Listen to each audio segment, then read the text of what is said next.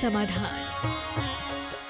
बोलिए देवादिदेव खजाराठ श्री आदिनाथ भगवान की जय जय जय। बोलिए प्रातः स्मरणीय संत शिरोमणि परम पूज्य 108 आचार्य गुरुवर विद्यासागर जी महामुनिराज की जय जय जय। बोलिए गुणायतन प्रणेता शंका समाधान प्रवर्तक भावना योग प्रवर्तक प्रखर वक्ता परम पूज्य 108 मुनिवर्षी प्रमाण सागर जी मुनि महाराज की जय जय जय। बोलिए परमचार मुनिवर्षी अरह सागर जी मुनि महाराज की जय जय जय।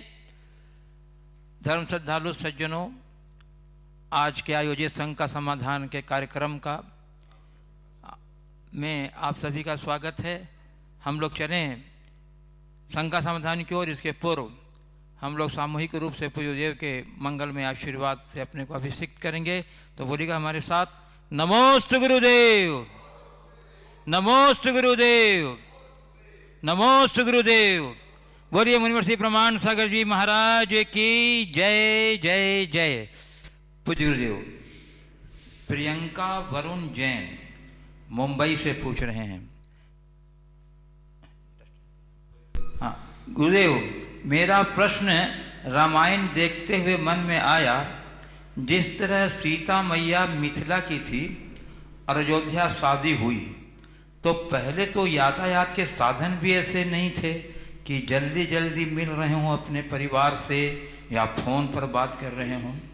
इतना न तो राग द्वेष और न ही मोह था।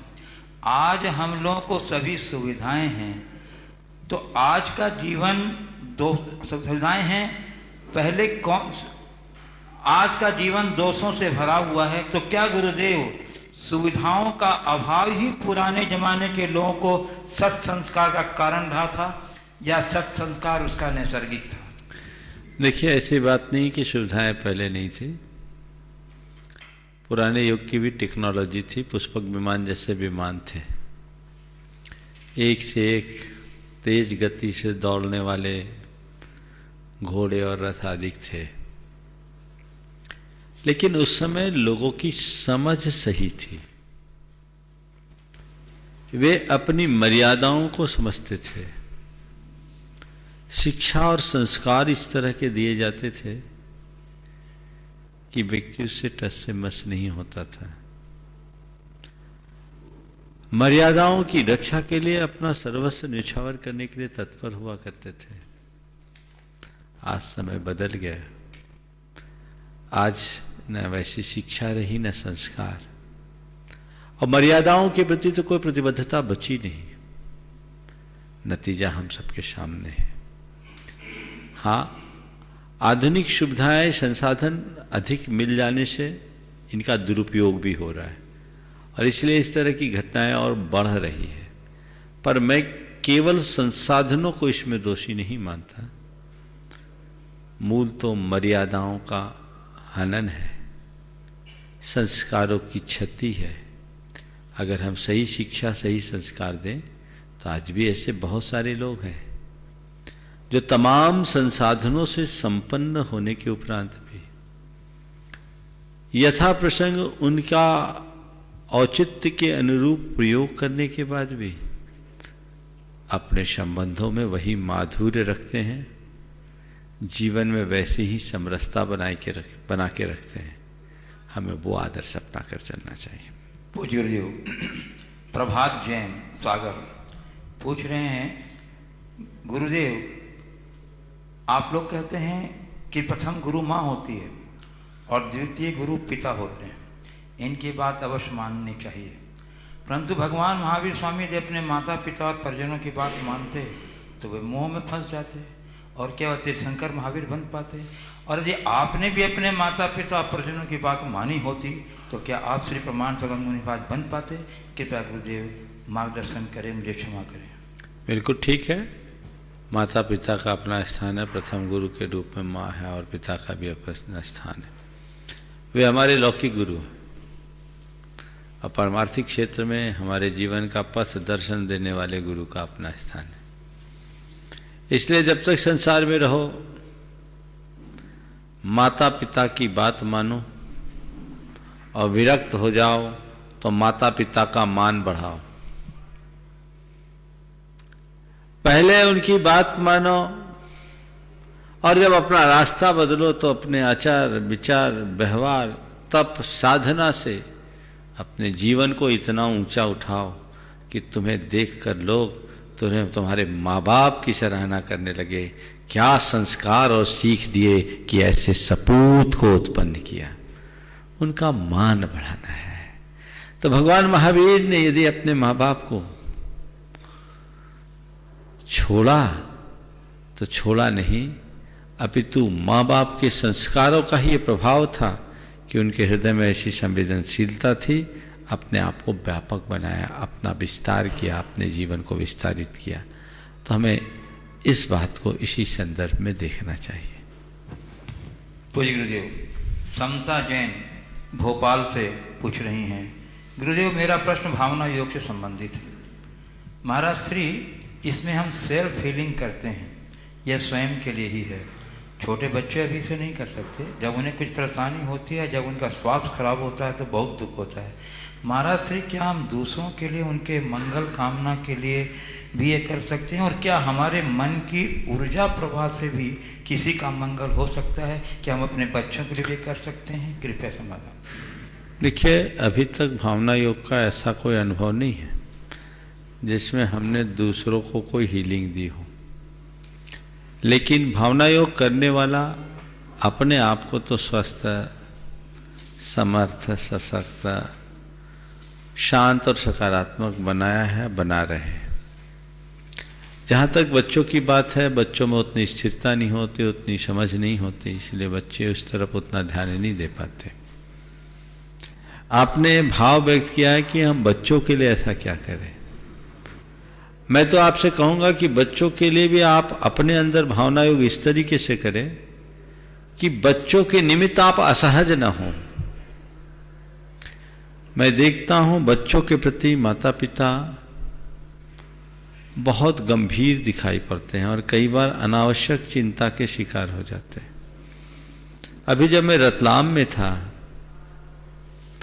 एक बहन जी बहुत ज्यादा चिंतित थी। उनकी एक बेटी थी 4 साल की। उस बेटी को लेकर उन्हें बड़ी चिंता थी। वो खुद नोएडा में एक मल्टीनेशनल कंपनी में जॉब कर रही थी और अपनी बेटी को लेकर उसे चिंता ये थी कि महाराज मेरी बेटी है, मुझे बहुत डर लगता, आजकल बच्चियों के साथ गड़बड़ होता, कहीं मेरी बच्ची के साथ तो नहीं हो जाएगा। और ये इतना ज्यादा अंदर से घबराई हुई थी कि मत पूछो। हमने कहा ऐसा क्यों सोचते हो, इस तरह की नेगेटिव फीलिंग पहले से क्यों करके रखते हो। इस तरह की घटनाएं यदा कदा होती, निंदनीय घटनाएं हैं, नहीं होनी चाहिए, पर ऐसा थोड़ी कि एक आध के साथ हो जाए तो सबके साथ हो। तुम अपनी बच्ची को इतने अच्छे संस्कार दो, इतनी समझ दो कि बच्ची कभी ऐसी स्थिति से का सामना ही न करना पड़े, और यदि कभी सामना करने का मौका है तो सामने वाले को धूल चटा सके। अब मजबूत बनो अपनी बेटी के प्रति और खुद अपने आप को अपने बेटी के प्रति सकारात्मक बनाओ। तो मैं आपसे कहता हूं, जो भावना योग करते हैं, जिन्हें अपने बच्चों के भविष्य को लेकर बड़ी चिंता होती है, वो एक कमांड ये दें, मेरे बच्चे अच्छे हैं, मेरे बच्चे अच्छे हैं, मेरे बच्चे अच्छे हैं। ये आपको आपके बच्चों के प्रति एक अच्छा व्यवहार बनाएगा, जवाबदार बनाएगा। प्रायः माँ बाप को अपने बच्चों से जरूरत से ज्यादा शिकायतें और अपेक्षाएं होती है। इसके कारण बच्चों के साथ माँ बाप का जैसा संबंध जुड़ना चाहिए वैसा नहीं होता। इसलिए अपनी सोच बदलिए और भावना योग से खुद को इतना सकारात्मक बना लीजिए ताकि बच्चों को लेकर आपके मन में किसी प्रकार की चिंता हावी ना हो सके। पूज्य गुरुदेव, जैन कनकमल भिंडरिया मुंबई पूछ रहे हैं, गुरुदेव मेरी शंका यह है कि अगर हम सत्य व धर्म के मार्ग पर चल रहे हैं तो हमें बहुत सारी कठिनाइयों का सामना क्यों करना पड़ता है? कभी कभी तो मन की शक्ति ही क्षीण हो जाती है, ऐसा क्यों होता है? और गुरुदेव, हम इन कठिनाइयों को जीवन के उत्कर्ष का कारण किस प्रकार बना सकते हैं? देखिए, हिमालय पर चढ़ना और कठिनाई ना हो, ये संभव है क्या? वो तो ऊंचाई है, एवरेस्ट की चोटी चढ़ना है, गौरी शंकर तक जाना है, तो तुम्हें तो कठिनाई का सामना करना पड़ेगा, संभल संभल करके चलना पड़ेगा, क्योंकि ऊंचाई का मार्ग है, शिखर पर जाना है। ये मार्ग ही ऐसा है। लेकिन इस मार्ग पर चलने वाले को जो मंजिल मिलती है वो बड़ी आनंददायी होती है। जब तक मंजिल तक नहीं पहुंचते संभल संभल करके चलो, और एक बार मंजिल पर पहुंच जाओगे तो तुम्हें चिरंतन और शाश्वत सुख की अनुभूति होगी। वहां पहुंचो, घबराओ नहीं। ऊपर चढ़ने के लिए संभल संभल कर कदम रखना पड़ता है, नीचे गिरने के लिए तो बस फिसलना होता है। किसी पहाड़ी पर चढ़ने में बहुत कठिनाई होती है, पर कोई रेत का टीला हो तो रेत के टीले पर चलने के लिए कोई प्रयत्न नहीं करना पड़ता, ज़्यादा कठिनाई नहीं होती। लेकिन क्या होता है, व्यक्ति चढ़ता है, 1 2 4 कदम चढ़ता है, वापस धंस के जहाँ के तहाँ आ जाता है। ध्यान रखना, सत्य का कदम, सत्य का मार्ग हिमालय पर चढ़ने जैसा कठिन है, पर चढ़ने के बाद जो आनंद है उसकी किसी से तुलना नहीं की जा सकती। और असत्य का मार्ग रेत के टीले पर चलने जैसा है, जो चढ़ने के लिए आरामदेह तो है पर मंजिल तक पहुंचाने वाला नहीं। जितना चढ़ता है भसक कर मनुष्य फिर जहाँ के तहाँ आ जाता है। इसलिए हमेशा अपनी सत्य निष्ठा को प्रगाढ़ बनाए रखिए। पूज्य गुरुदेव, सागर पंचोली मलाड, संभवतः मुंबई का एक जगह है, हाँ, पूछ रहे हैं गुरुदेव, किसी के घर का कोई सदस्य यदि सामाजिक, व्यवहारिक, धार्मिक सभी जगह पर अपना नाम करने के लिए बहुत भागा दौड़ी करता है, पर वही घर के दूसरे कुछ काम के नहीं, या तो वो कुछ नहीं कर सकते ऐसा समझता है, सिर्फ अपना मान बढ़ाना चाहता है, पर यदि गुरुदेव घर वाले उससे सहयोग न दें तो वो क्या करेगा?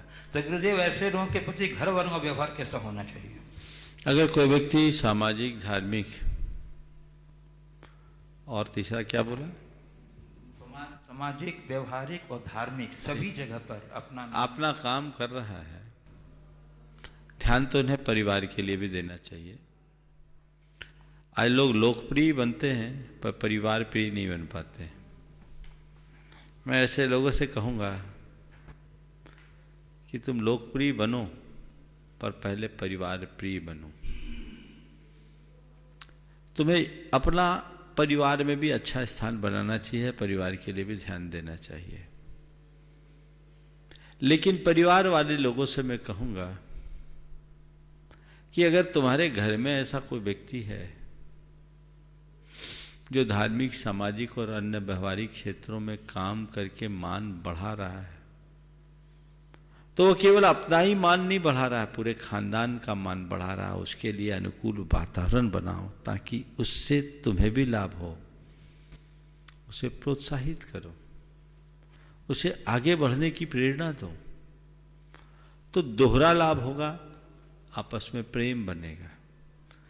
मेरे संपर्क में एक व्यक्ति जो बहुत अच्छा सामाजिक कार्यकर्ता, धार्मिक भी और अपने परिवार के प्रति भी जवाबदेह, एक दिन भरी आंखों से मुझसे कहा, बोला महाराज मैं इतना सब कुछ करता हूँ, आप देखते हैं हर कोई मेरी प्रशंसा करता है, और उस समाज में उस व्यक्ति का सबसे ऊपर नाम था। हर व्यक्ति की जबान पर जिसका नाम चढ़ा कि बड़ा डायनामिक व्यक्ति है। एक दिन अकेले में उसने मुझसे कहा, महाराज मेरे मन में एक बड़ा दर्द है। बोले क्या बात? बोले महाराज सारा संसार मेरी प्रशंसा करता है, लेकिन आज तक मेरे घर वालों ने मेरे किसी कृत्य पर प्रशंसा के एक शब्द भी नहीं कहे, और उसकी आंखों से आंसू। ये कई बार कृपणता होती है। ऐसा नहीं था कि वो अपने घर के प्रति जवाबदार नहीं था, जवाबदार था, और वो घर की प्रशंसा का भी हकदार था, लेकिन घर में प्रशंसा नहीं मिली। आप भी देखिए, हो सकता आपके साथ भी ऐसा होगा, सारा जगत आपकी प्रशंसा करता हो और आपका ही घर में आपके पिता, आपकी पत्नी, आपकी माँ, आपका भाई या और कोई परिजन में से एक शब्द भी न कहे, तो ये एक बड़ी विडंबना है। लोगों को सामने वाले की योग्यता और प्रतिभा का आकलन करके उसके साथ व्यवहार करना चाहिए, पहली बात। और दूसरी बात, अगर कोई अच्छा कार्य कर रहा है तो दूसरों को पूरक बनना चाहिए। चलो किसी तरीके से तो कर रहा है, वो भी जवाबदारी, और सक्षम है तो कर रहा है। और व्यक्ति जो बाहर काम करता है, अगर घर में जरूरत है तो उसे पूरा ध्यान देना ही चाहिए। अपना घर आप नहीं सुधारोगे तो बाहर कभी नहीं सुधार सकोगे। पूज्य गुरुदेव, अचिंत्य जैन, सिंगापुर प्रामाणिक समूह, अचिंत्य, हाँ, अचिंत्य जैन सिंगापुर प्रामाणिक समूह के सदस्य हैं। चरणों में नमोस्तु निवेदित करते हुए कह रहे हैं, समय चक्र के हिसाब से पंचम काल में विपत्तियां बढ़ती जा रही है, और जैसा देखने में आया कि पिछले वर्ष भारत ने महाराष्ट्र एवं अन्य क्षेत्रों में बाढ़ आई। इस वर्ष विश्व भर में कोरोना वायरस एक महामारी जैसा रूप ले चुकी है। चीन, इटली जैसे देशों में इसे अगर हम जैन सिद्धांतों की दृष्टि से देखें तो ये सामूहिक रूप से कृतकालिक अनुमोदना द्वारा बांधे गए पापकर्म उदय में आकर उन हजारों लोगों को प्रभावित करते हैं, फल देते हैं। अब जैसा कहा गया कि इलाज से बेहतर सावधानी, तो कृपया मार्गदर्शन करें कि हम सभी रोज कैसी अपनी पुराने संचित कर्मों को क्षय करने की आलोचना करें, भावना करें, या क्या क्या बातों का विचार करें कि इस प्रकार से किसी को भी सामूहिक पापों कर्मों से मुक्ति मिल सके। एवं आपसे सभी प्राणियों के लिए मंगल आशीर्वाद चाहते हैं। अगर किसी के ऐसे कर्म अगर उदय में आए तो सहजता से उस विपत्ति में धर्म से डिग न पाएँ और सहजतापूर्वक वह समय पार करके आगे अपने आत्म कल्याण में तत्पर रहे। गुरुदेव इसके लिए मार्गदर्शन दें। देखिए, सबसे पहले तो मैं उन तमाम लोगों के प्रति मंगल कामना करता हूँ और इस मंच से आशीर्वाद देता हूँ जो इस त्रासदी के शिकार हुए हैं, चाहे वे दुनिया के किसी भी मुल्क में हैं। मैं प्रभु से भावना भाता हूँ कि वे शीघ्र स्वस्थ हों और प्रभु उन्हें अपनी बीमारी से जूझने की शक्ति मिले, संबल मिले। दूसरी बात, आपने जो कहा है कि सामूहिक पाप का उदय है, इसके समन के लिए हम ऐसा क्या करें जिससे हमारा पाप कटे। देखिए, इस तरह की जो विपदाएं आती है, जिसे कि विभीषिका की संज्ञा देना ज़्यादा उचित होगा, ऐसी विपदाएं समय समय पर आती रहती है, और जब द्रव्यच्छेद काल भाव वैसा बन जाता है तो जिनका कमजोर पाप है वो भी उसमें सम्मिलित हो जाते हैं। इसलिए सबसे पहली बात तो मैं लोगों से ये कहूँगा कि ऐसी बीमारी या इस विपदा को सहने की शक्ति अपने अंदर जागृत कीजिए, इससे जूझने की सामर्थ्य अपने भीतर लगाइए। घबराइए मत।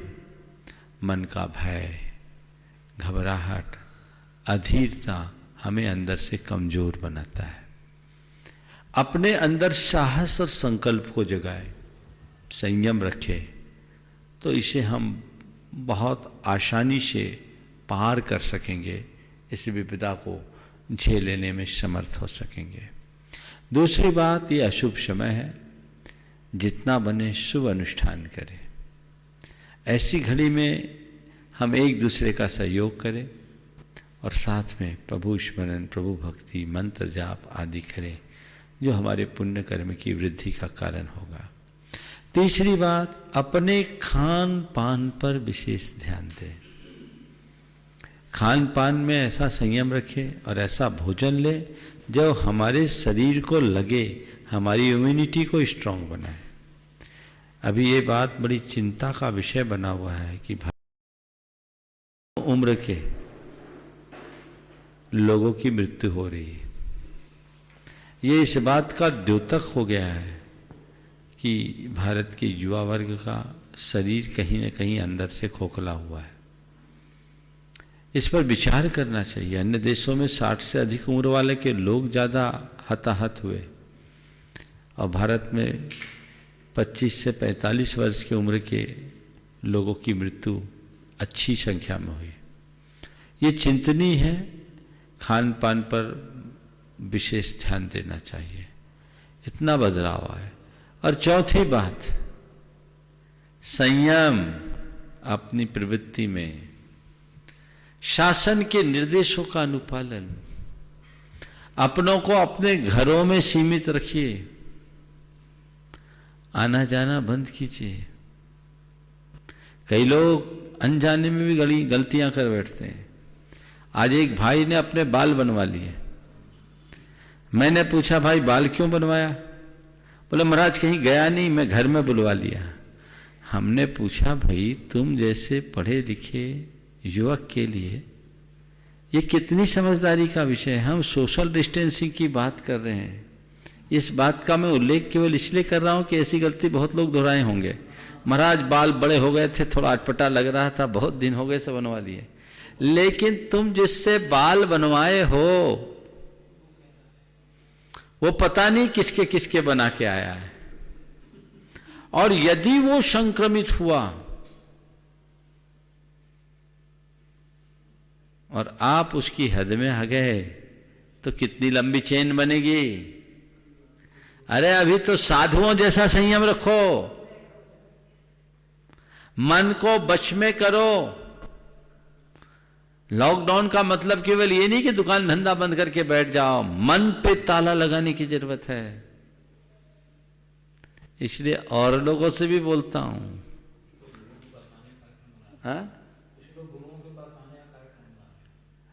अभी संयम की जरूरत है। और जैसा कि विशेषज्ञ बताते हैं कि लोग यदि ठीक रीति से संयम रख ले तो ये त्रासदी काफी हद तक नियंत्रित की जा सकती है। पर विडंबना यही है कि लोग संयम नहीं रख पा रहे। मन में संयम रखिए, बाकी बातों को भूल जाइए, तमाम संपर्कों से बचिए, एक दूरी बना करके चलिए। आपको पता नहीं, मुझे कल बताया कि महाराष्ट्र के मुख्यमंत्री स्वयं अपनी कार ड्राइव करके मंत्रालय जा रहे हैं। ये एक बहुत बड़ी बात है सीखने की और जागरूकता के लिए जरूरी है। क्योंकि यदि हम कहीं से प्रभावित हैं तो खुद के लिए और दूसरों के लिए भी खतरा हम बन सकते हैं, या दूसरा हमारे लिए खतरा बन सकता है। ये संक्रामक बीमारी है। ऐसी बीमारियों में हमारी समझदारी ही सबसे ज़्यादा आधार बनती है। इसलिए सभी लोगों को इन बातों का ध्यान रखना चाहिए, और यदि आपने इनका ध्यान रखा तो ये सारी दुविधाएं खत्म होगी। पूज्य गुरुदेव, सुधेश जैन सुदामा नगर इंदौर से पूछ रहे हैं, गुरुदेव अभी रामायण एवं महाभारत का सीरियल दूरदर्शन पर चल रहा है, जिसमें रामायण में श्री रविंद्र जैन ने गीत संगीत एवं अपना स्वर प्रदान कर रामायण की ऊंचाइयों में अपना महत्वपूर्ण योगदान दिया है। जैसा कि मेरी जानकारी में है कि श्री रविंद्र जैन को आंखों से दिखता नहीं था।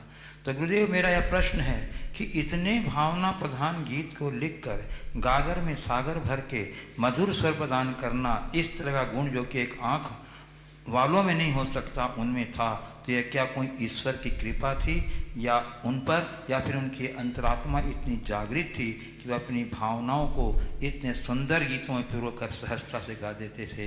इसी के साथ मैं ये भी सोचता हूँ कि इतना प्रतिभाशाली व्यक्तित्व होने के बाद भी बॉलीवुड में जो उनका नाम होना चाहिए था एवं निधन पर जिस तरह से न्यूज बनना चाहिए था वह नहीं बनी, इसके पीछे क्या कारण? देखिए, ये बात सही है कि रविंद्र जैन असाधारण प्रतिभा के धनी थे, और बिना आंख के होने पर भी उन्होंने वो लिखा जो आंख वाला नहीं लिख सकता। उनकी सारी कृतियां अमर बन गई, जिन्होंने उन्हें भी अमर बना दिया। रामायण और महाभारत का पूरा सीरियल अगर देखा जाए तो रवीन जैन के गीतों से ही परवान चढ़ा है। बाहुबली भगवान का मस्तकाभिषेक जो उन्होंने लिखा और जितना सजीव चित्रण उन्होंने किया वो कोई नहीं कर सकता। यह उनकी असाधारण प्रतिभा का द्योतक है। मुझे तो उनके संदर्भ में यही लगता है कि ये पुराने साधक रहे होंगे। किसी पाप के निमित्त से उनकी आंखें खोई, लेकिन उनकी प्रज्ञा की आंखें थी। मुझसे काफी निकट रहे हो, कम से कम 13-14 बार उनका मेरे पास आना हुआ। और वो विलक्षणता तो उनके अंदर थी। धर्म, दर्शन, संस्कृति सभी का उनको ज्ञान था। तो मैं ये बात कहना चाहूंगा आपको, पुण्य और पाप को तो एक तरफ रखो, अपनी कमजोरी को भी उपलब्धि में बदलने का पाठ अगर सीखना है तो रवीन जैन से सीखो। एक बार मैंने उनसे पूछा था कि दादा, आपको बाहर कुछ दिखता नहीं, पर जो आपकी रचनाओं से आप जो दिखाते हैं वो ऐसे ऐसे अदृश्य बातों को उभार देते जैसे कोई देख नहीं पाता। इसका राज क्या है? उन्होंने कहा, महाराज मुझे भी ऐसा लगता है, शायद मेरी आंखें होती तो वो मैं नहीं लिख पाता, यदि मेरी आंखें होती तो शायद मैं ऐसा नहीं लिख पाता। तो ये चीजें है। और हम एक सीख लें कि जीवन में यदि कोई कमजोरी हो तो उसे भी हम अपनी ताकत बनाना सीखें। उनने आंख खोया पर अंदर की आंखों से सब कुछ लिख दिया। इसलिए जो खोया है उसे मत देखो। प्रकृति कहीं चोट देती है तो दूसरी तरफ ताकत भी देती है। हम चोट की तरफ अपना ध्यान केंद्रित कर लेते हैं, जो ताकत है उसका प्रयोग नहीं कर पाते। शक्ति का प्रयोग करें। पूज्य गुरुदेव, डॉक्टर अनिल सिंघई, वरिष्ठ आयुर्वेद चिकित्सा विशेषज्ञ, सागर, पूछ रहे हैं गुरुदेव, पाप और पुण्य के बारे में सभी लोग अपनी अपने तरीके से चर्चाएं करते हैं।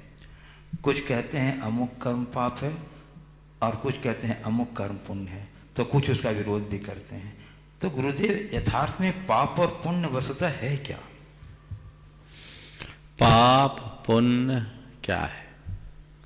देखिए, मेरी दृष्टि में अगर पाप और पुण्य कर्म की बात करो तो न मैंने देखा ना आपने देखा। देखा है क्या पाप? पुण्य देखा है क्या? पाप दिखता नहीं, पुण्य दिखता नहीं।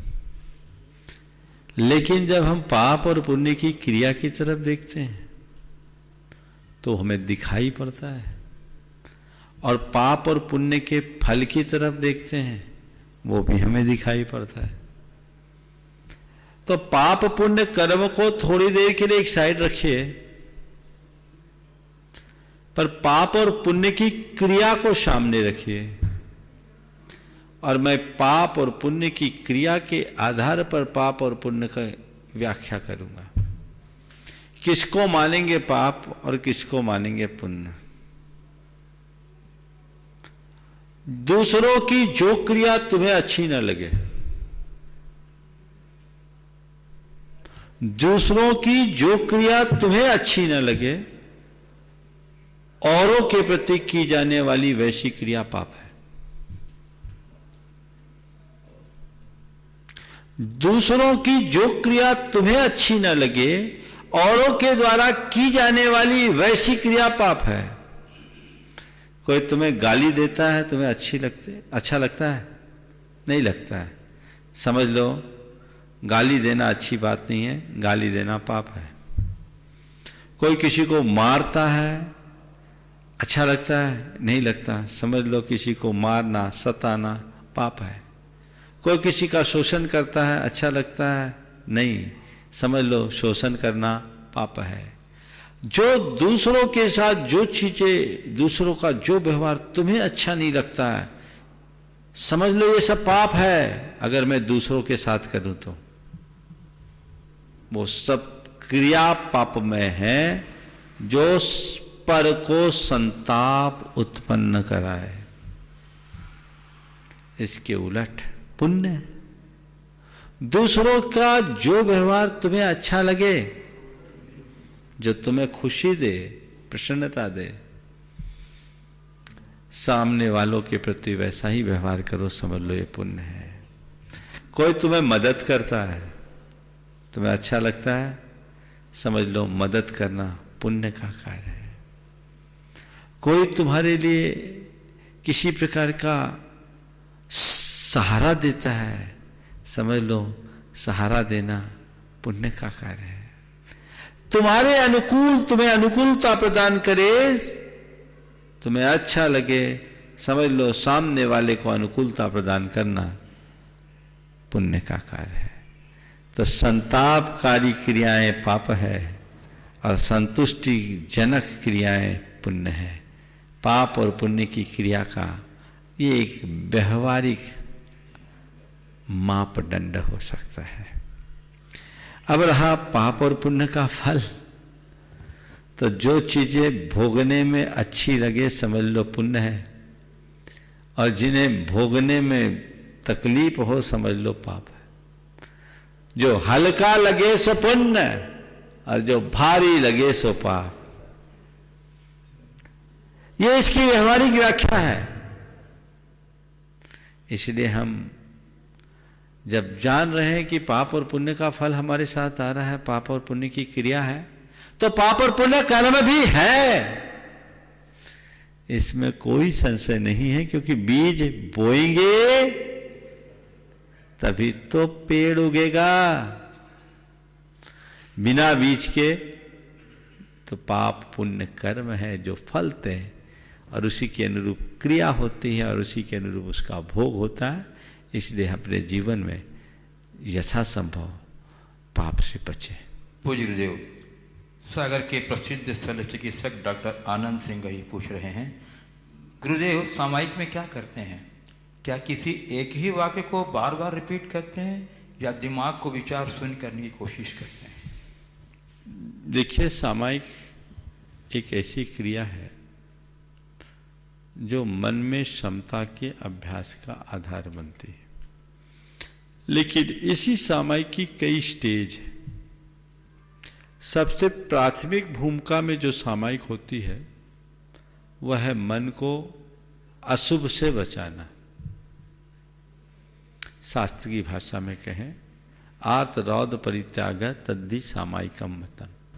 दुर्भावों से हटकर शुभ भावों में रम जाना, ये सामायिक है, जो सामायिक का सबसे प्रारंभिक रूप है। इसमें किसी मंत्र पद को बार बार दोहराया जा सकता है, किसी एक ही वाक्य को बार बार रिपीट किया जा सकता है, जैसे भावना योग में आप लोग करते हैं, वो भी एक सामायिक की क्रिया है। और इसका असर हमारे सबकॉन्शियस में पड़ता है, जो कालांतर में हमारे भावी जीवन को निर्मल बना सकता है, पवित्र बना सकता है। तो इस तरीके से हम सामायिक कर सकते हैं, जो प्रारंभिक चरण है। और आगे बढ़कर के हम जाएं तो सामायिक का मतलब है क्षमता।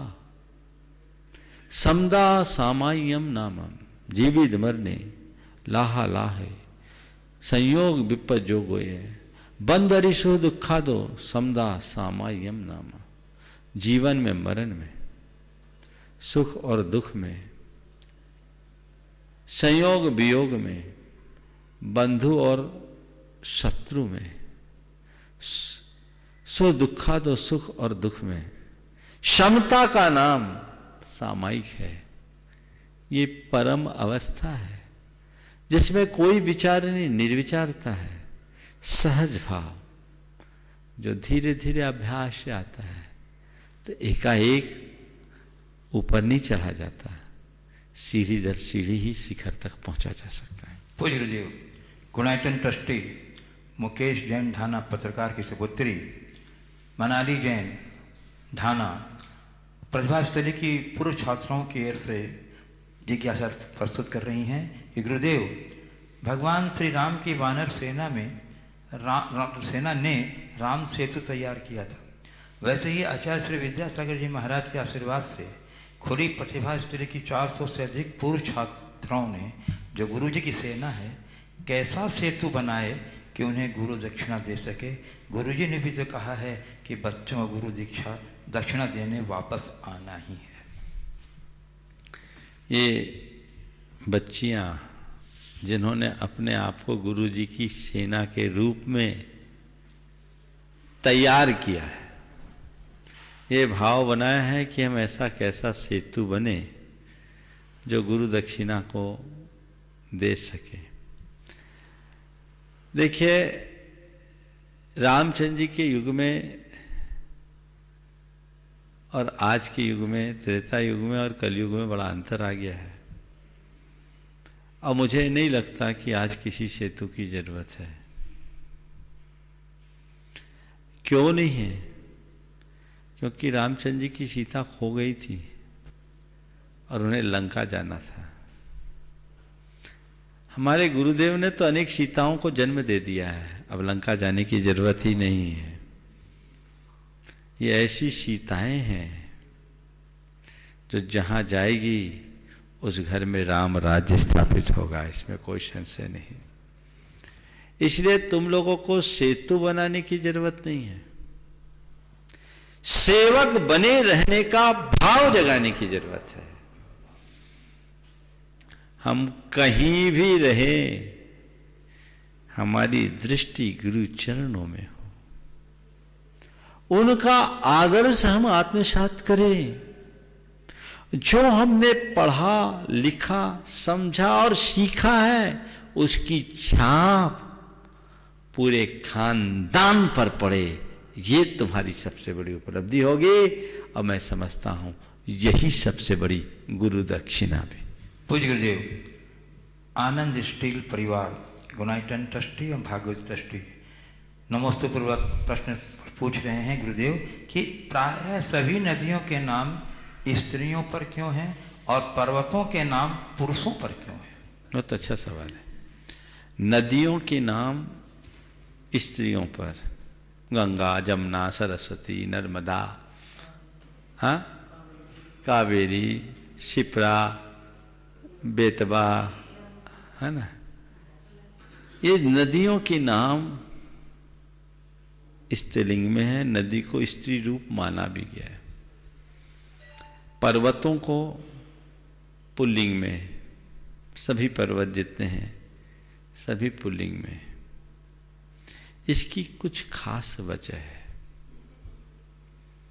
नदी और पर्वत के स्वभाव में बड़ा अंतर होता है। नदी को आप देखते हैं, नदी बहती है। अब बहती क्या है? ऊपर से नीचे आती है। नदी में समर्पण का भाव होता है। गंगोत्री से गंगा बहना शुरू होती है, नीचे आती है, बहती है, बहती है, बहती है, बहती है, और जितना जितना बहती है वो बढ़ते जाती है, सागर में समा जाती है। नदी की यात्रा सागर तक जाने के लिए, सागर में समाने के लिए, और वो नीचे जाती है, इसलिए उसका नाम ही निम्नगा। इसलिए नदी कहा, नदनी कहा। स्त्रियों में ये दो बड़ी स्वाभाविक विशेषता होती है। एक समर्पण और दूसरी विनम्रता। जीवन के विकास के लिए इसकी आवश्यकता है। मैं समझता हूं इसलिए नदियां स्त्री रूप में मान्य की गई। पर्वत एक जगह टिके रहता है, एक जगह टिके रहता है, वो अपने अंदर कुछ परिवर्तन नहीं ला पाता। वो कठोरता का द्योतक है। इसलिए पर्वतों को पुल्लिंग के रूप में रखा गया है। सभी पर्वतों के नाम पुल्लिंग में है। एक जगह टिके रहे। लेकिन एक खास बात, जितनी भी नदियां निकली है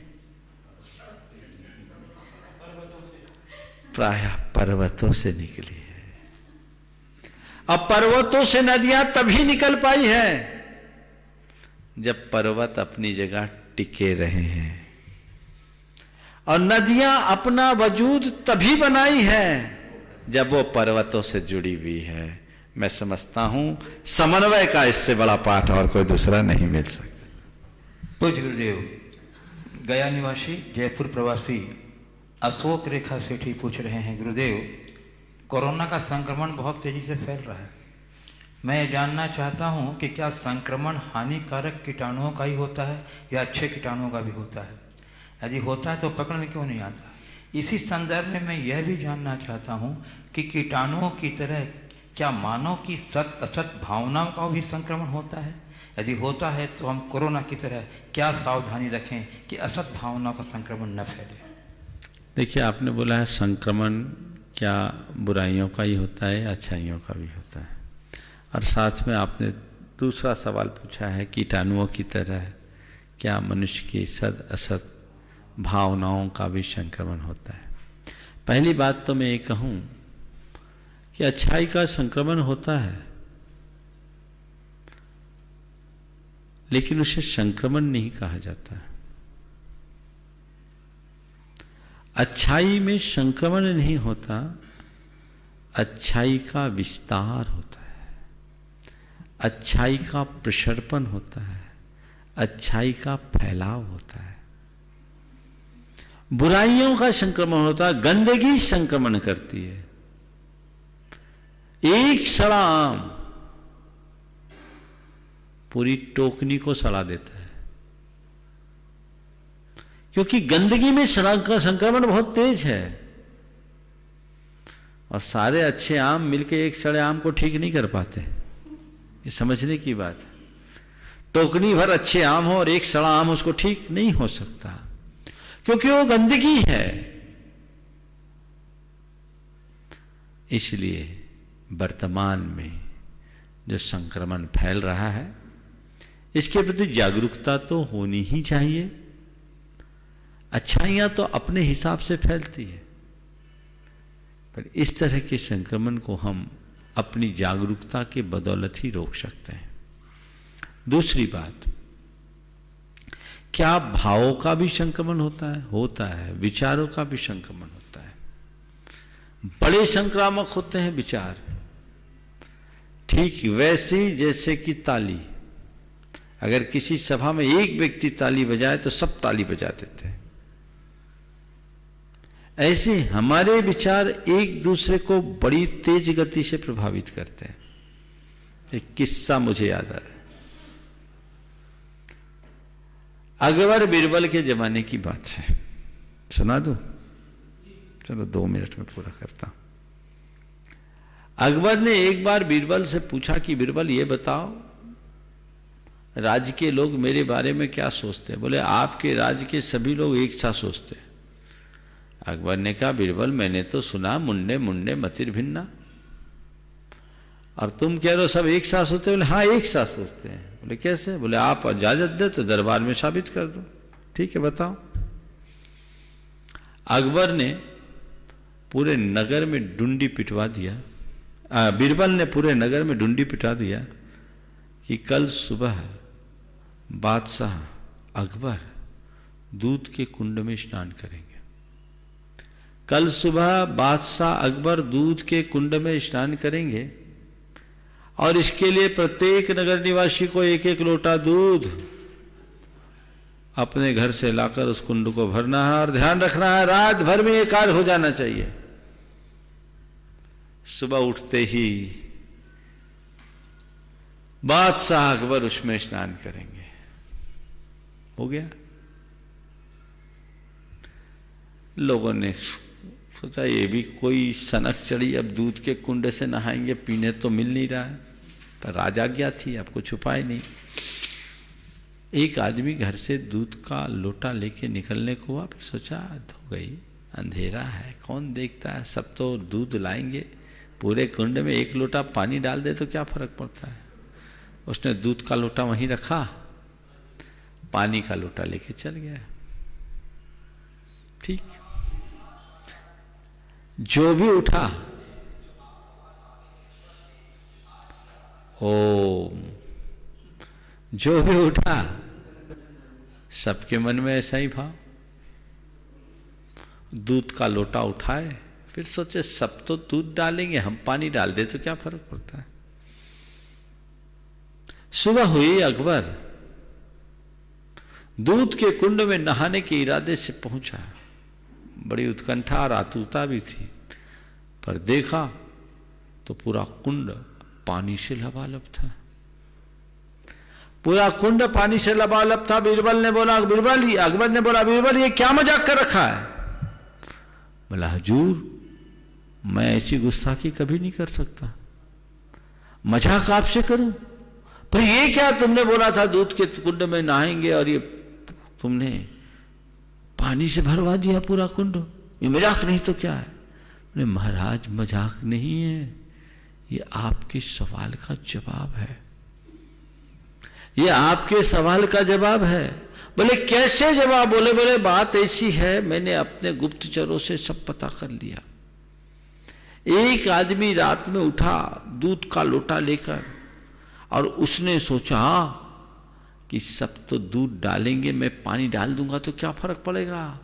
उसके ये विचार संक्रामक रूप से पूरे नगर में फैल गए और विचारों का संक्रमण तेजी से हो गया। महाराज सब दूध का लोटा वहीं रख दिए और पानी का लोटा लिया है। बोले इसका क्या प्रमाण। बोले चलिए आप देख ले। आदमियों को दिखवाया गया, सबके घर में दूध का लोटा भरा रखा था, दूध का लोटा भरा रखा था।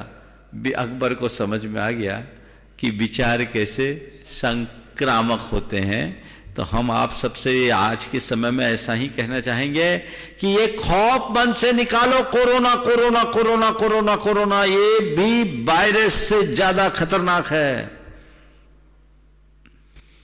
उसको भुलाओ।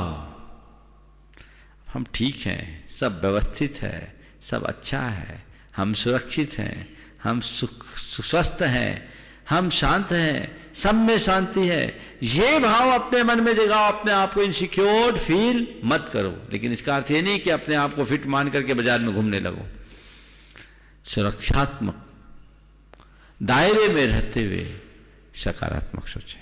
पूज्य गुरुदेव प्रकाश चंद जी पाटनी अजमेर उपाध्यक्ष श्री सेवायतन पूछ रहे हैं, नमोस्तु पूर्वक गुरुदेव, कि महाराज श्री अधिकांश धर्मावलंबी धार्मिक क्रियाएं पुण्य को संचित करने के लिए ही करते हैं। ऐसा कहा भी जाता है अधिक से अधिक पुण्यार्जन करना चाहिए, अर्थात उसका संचय करना चाहिए। महाराज श्री आपके प्रवचन के अनुसार पुण्य भोगना नहीं, बांटना चाहिए। यदि पुण्य को बांटते हैं तो उसका क्षय होता है। हमें क्या करना चाहिए, कृपया समाधान करें। देखिए, न मैं आज आपसे पुण्य अर्जन करने की बात करूंगा, न पुण्य भोगने की बात करूंगा, न पुण्य बांटने की बात करता हूं। न तो पुण्य का अर्जन कीजिए, न पुण्य बांटिए, न पुण्य भोगिए। क्या कीजिए, जीवन को पुण्य बनाने के लिए धर्म कीजिए। जीवन को पुण्य बनाइए। पुण्य कमाने के लिए धर्म करने वाले ढेर मिलते हैं, बिरले वे हैं जो जीवन को पुण्य बनाने के लिए धर्म करते हैं। अगर तुम अपने जीवन को पुण्य बना लोगे तो फिर तुम्हें पुण्य बांटने की जरूरत ही नहीं पड़ेगी। जहां खड़े होगे सर्वत्र पुण्य की किरणें फैलेगी, अपने आप सब उससे लाभान्वित हो जाएंगे। जीवन को पुण्य बनाने का मतलब है जीवन को पवित्र बनाना। अपने जीवन में जो पवित्रता को उद्घाटित कर लेते हैं वे धन्य हो जाते हैं। इसलिए मैं सभी से ये कहना चाहूंगा, जीवन को पुण्य बनाने का यत्न करो। जब पुण्य बनाओगे जीवन पवित्र बनेगा, पूज्य बनेगा। पूज्य गुरुदेव गुणायतन संरक्षक राजेश पूनम लक्ष्य जैन पुणे नमोस्तु पूर्वक पूछ रहे हैं गुरुदेव कि गुरु की कृपा से जो हमारी दृष्टि बदली है और हमें अपने सच्चे स्वरूप की पहचान हो सकी है, उसका उपकार हम किस प्रकार चुकाएं और गुरु के द्वारा बताए गए मार्ग में कैसे अपना 100% देकर अपने मार्ग को प्रशस्त कर सकें। गुरु का उपकार हम सब पर असीम होता है और कहते हैं कि गुरु के उपकार को ऐसे चुकाया नहीं जा सकता, लेकिन फिर भी गुरु का उपकार चुकाने का एक सरल रास्ता है। गुरु के द्वारा बताए गए रास्ते पर चलकर उनके आदर्शों को आत्मसात करके अपने आचरण और व्यवहार से गुरु का गौरव बढ़ाकर, यदि कोई शिष्य अपने आचार व्यवहार से अपने गुरु का गौरव बढ़ाता है तो ये मान करके चलना गुरु के उपकारों का कुछ अंशों में ऋण चुकाता है। पूज्य गुरुदेव अंतिम कुमार जैन अंजड़ जिला बलवानी से पूछ रहे हैं, गुरुदेव किसी की मदद दिल से करने के लिए किस चीज की आवश्यकता अधिक होती है? बहुत सारे धन की, स्वस्थ तन की, या फिर एक अच्छे मन की? किसी की मदद दिल से करने के लिए किसकी आवश्यकता? बहुत सारे धन की, स्वस्थ तन की, या अच्छे मन की। देखिए, अगर सच्चे अर्थों में मदद की बात की जाए तो सबसे पहली आवश्यकता अच्छे मन की है। जिसका मन अच्छा होगा वही मदद कर सकेगा। मन अच्छा नहीं तो सच्ची मदद नहीं होगी। तो एक अच्छा मन हो और फिर अच्छे मन के साथ तन और धन जुड़ जाए तो सोने में सुगंध है। लेकिन किसी के पास विपुल धन हो, स्वस्थ तन हो, पर अच्छा मन नहीं हो तो करेगा क्या? इसलिए मैं सबसे ज्यादा महत्व अच्छे मन को देना पसंद करूंगा। पूज्य गुरुदेव शकुन दीदी सागर से पूछ रही हैं, दूसरों को मनाना कठिन है, यह बात तो समझ में आती है, परंतु गुरुदेव कभी कभी हम स्वयं को ही नहीं मना पाते हैं। तो गुरुदेव स्वयं को मनाने की कला कैसे विकसित करें? स्वयं को मनाने की कला कैसे विकसित करें? देखिए, स्वयं को मनाने के लिए कुछ नहीं करना है, स्वयं को जानना है। जो स्वयं को नहीं जान पाता उसे स्वयं को मनाना कठिन पड़ता है। जो स्वयं को जान लेता है उसे स्वयं को मनाने की कोई कठिनाई नहीं होती। हम स्वयं को मनाने के लिए क्या करते हैं? अपने मन को मनाने की कोशिश करते हैं, और मन हमारा तब तक उन्मादी बनता है, उच्छृंखल होता है, जब तक आत्मज्ञान नहीं हो। जिस मनुष्य के मन में आत्मज्ञान प्रकट हो जाता है वो अपने वैराग्य के बल पर, अपनी दृढ़ता के बल पर, उस ज्ञान के बल पर मन को नियंत्रित कर लेता है और फिर उसे अपने आप को मनाने में कोई कठिनाई नहीं होती। पूज्य गुरुदेव अनिता जैन पांडिचेरी से पूछ रहे हैं, महाराज श्री, जिस दिन भगवान महावीर को मोक्ष कल्याण हुआ उसी दिन गोधन घरधन को केवल ज्ञान हुआ। मेरी जिज्ञासा यह है कि पहले क्यों नहीं हुआ? देखिए, तीर्थंकरों के बाद जो गंधर्वों का संबंध होता है वो अनुबद्ध केवली के रूप में होता है। एक नियोग रहता है। सभी तीर्थंकरों के ज्येष्ठ ग्रंथरों के साथ ऐसा हुआ, क्योंकि तीर्थंकर तीर्थ की परंपरा का प्रवर्तन करते हैं। उनके शासन काल में पूरा नेतृत्व उनका होता है। उनके मोक्ष पधारने के बाद सारा नेतृत्व गणधर को होता है, जो केवल ज्ञान से संपन्न होने के बाद वो करते हैं। फिर गणधरों के बाद अन्य प्रति गणधर आदि या अन्य केवली भगवंत आते रहते हैं। एक क्रम चलता रहता है।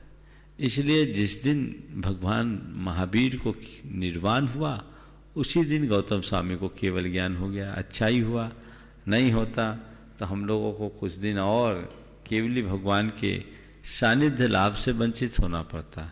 ये परंपरा कुछ समय के लिए रुकती। ये अनुबद्ध केवली कहलाते हैं कि एक के निर्वाण होते ही दूसरे को केवल ज्ञान हो वो एक दूसरे से लिंक्ड माने जाते हैं। पूज्य गुरुदेव, अंकेश जैन इंदौर से पूछ रहे हैं, गुरुदेव मेरा क्वेश्चन ये है कि मैं श्वेतांबर जैन हूँ और मेरी वाइफ दिगंबर जैन है, और श्वेतांबर जैन और दिगंबर जैन की धर्म करने की क्रियाएं बहुत डिफरेंट होती हैं। तो आप मुझे जैन धर्म करने का कर्तव्य या क्रियाएं ऐसी बताइए जो हम दोनों कर सकें और उसे दिगंबर या श्वेतांबर धर्म की क्रियाओं में कोई सामंजस्य, कोई समस्या भी नहीं आए। देखो, नमोकार जपने में कौन से दिगंबर श्वेतांबर का झगड़ा है? भक्तांबर पढ़ने में कौन से दिगंबर श्वेतांबर का झगड़ा है? भगवान की स्तुति पढ़ने में कौन से दिगंबर श्वेतांबर का झगड़ा है? हम अपना धर्म करें। मैं तो ये कहूँगा, ना आप अपने आप को श्वेतांबर कहो न दिगंबर, जैन कहना शुरू करो। जैनत्व की कसौटी पर खड़े उतरो और ध्यान रखना, न दिगंबर धर्म है न श्वेतांबर धर्म है। अहिंसा और वीतरागता ही सच्चा जैन धर्म है। हम अहिंसा की पुष्टि करें, वीतरागता की पुष्टि करें, जिससे हमारी अहिंसा पल्लवित हो, पले, और हम वीतरागता की पुष्टि करें, उसे अपने तरीके से ले। बाकी हमारे जो रिचुअल्स हैं वो ऊपर की चीज़ें हैं, मूल को पकड़ना चाहिए, ऊपर की बातों में उलझने में सार नहीं है।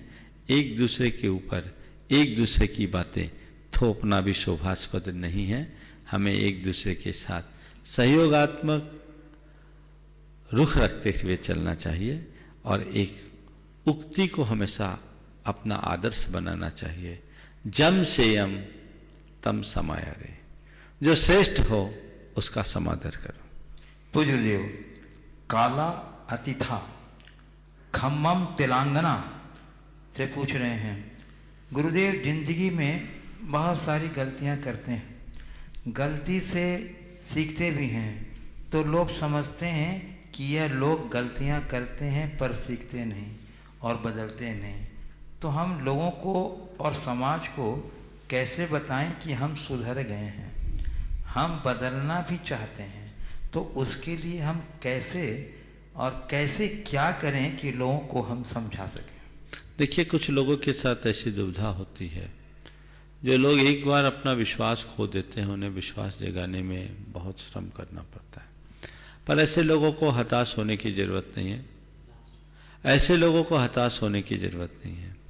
उन्हें बहुत दृढ़ होना चाहिए और थोड़े दिन उन्हें थोड़ा संघर्ष करना पड़ेगा, सहन करना पड़ेगा। उन्हें बोलने की ज़रूरत नहीं हम सुधर गए, हमारा आचरण बोल दे कि हम सुधर गए, हमें देखकर लोग खुद बोलने लगे कि हम सुधर गए, तो फिर कुछ आवश्यकता शेष नहीं रहेगी। इस प्रकार परम पूज्य गुरुदेव के चरणों में नमन अर्पित करते हुए यहीं पर विराम। बोलिए परम पूज्य आचार्य गुरुवर श्री विद्यासागर जी महाराज की।